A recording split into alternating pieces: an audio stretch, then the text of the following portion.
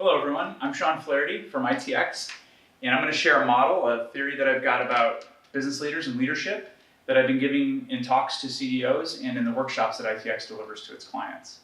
And it describes how leadership works. And we're going to start by talking about this capacity for influence. That's what leadership's all about, right? Influencing others. And it starts with yourself. Scientists, by the way, call the capacity for influence emotional intelligence, EQ, or cognitive empathy, or tactical empathy. It starts with yourself. You have to learn how to control your own and regulate your own emotions before you can learn to regulate and influence those around you.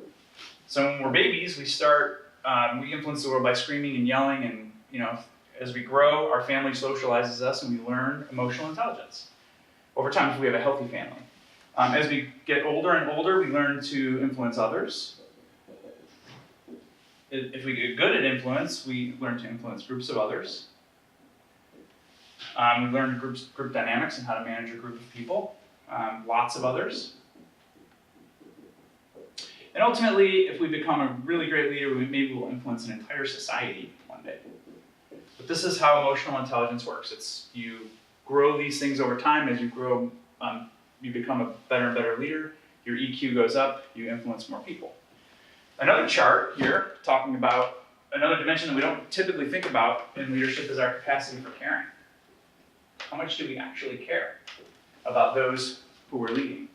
And again, that starts with yourself. You have to care for yourself before you can care for others. And as you grow and evolve through your life, you care for your family.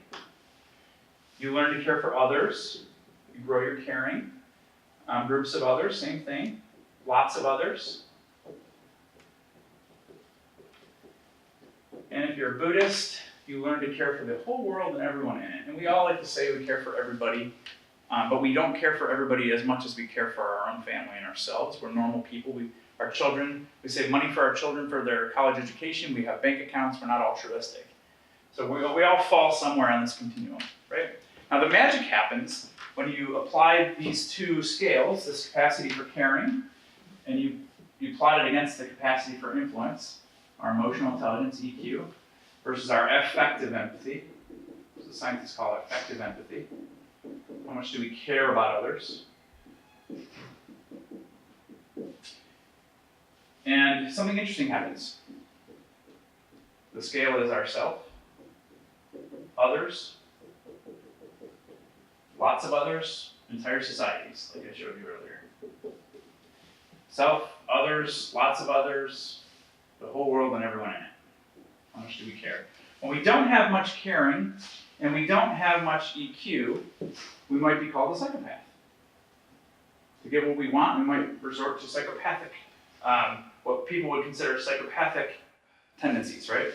There's an imaginary line you could draw here, and you could put other types of disorders in here, like sociopathy, or Machiavellianism, or narcissism, or any of these other disorders, and sometimes they're biological. So believe that 4% of the population is actually sociopathic, sociopath next door. 1% of the population is psychopathic. So you may have a high cognitive empathy and be able to lead lots of people, sometimes to do very bad things. Think Adolf Hitler, Attila the Hun, Harvey Weinstein, right? You lead people, but you don't care much for them. So this is how we would classify you. Over here you have social disorders. There's lots of those that don't, so in a lot of cases you may be a highly caring individual, but if you don't develop enough emotional intelligence to influence the world, we would categorize you as some sort of a social disorder. Most normal people are in this range, right? Most normal people end up somewhere in the middle, right? Like I said, we have bank accounts where we care for others, but only to a certain extent, and we only learn to influence the world in our own circles. And we wake up at different places on this map, different days of the week. But the reality is, and when we're born, we all are born down here. We're psychopaths, right? Babies scream when they're hungry, and our family's job is to socialize us and bring us up into this normal range. So leadership is interesting. So leadership, I think, is in this range. Good leaders, great leaders, are further up. They they have a tremendous capacity for caring and tremendous emotional intelligence. They can come up with a language to influence the world, and they do that. If you think of the greatest leaders of all time, you think of people like Mahatma Gandhi. If you ask business leaders, these are the names you'll typically get: Martin Luther King, Abraham Lincoln, freed the slaves, maybe Nelson Mandela. Mother Teresa comes up here, right? These are our altruistic leaders. Why are they altruistic? Why are they in the upper right-hand quadrant of this chart? Because they have a tremendous capacity for caring, and they've influenced tremendous numbers of people to care more for the world around them, for the people around them. Business leaders, great business leaders, fall into this range. So think about this. Great business leaders have a profit motive, and the best leaders, I believe, take their profit and they're very clear about what they're going to do with it. They'll invest some of that profit in R&D. They'll make their industry a better place. They'll make their products and services better. They'll invest in their employees. They'll take care of their people by giving them better and more benefits, investing in their futures, giving them training, things of that nature. They'll invest in their communities very clearly. They make their surroundings better, make the world a better place. They're increasing the capacity for caring through emotional intelligence. All right, and ultimately, they're profit-mongering capitalists, so they have a they make a profit, and some of that has to be given back to the shareholders, because that's only fair. The shareholders took risk, and they expect a return. All right, so now if we take a look at this graph, some cool things kind of happen here. If we draw a line right down the middle of it, and we think about how we operate, when we're operating and making decisions, and we're acting below this line, which we all do, it's very normal to do this, we're manipulating people. Think of the tooth fairy, if you're a parent.